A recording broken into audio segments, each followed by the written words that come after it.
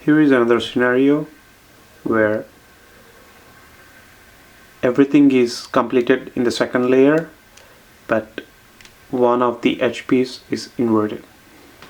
So this is how you solve. This is a big algorithm, but if you practice it over and over again, you should be good.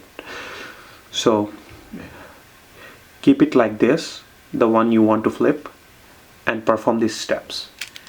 U2, R2, U, R1, U prime, R1, U2.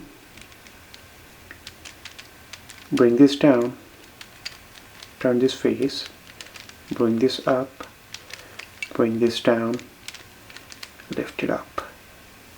That's how you do it.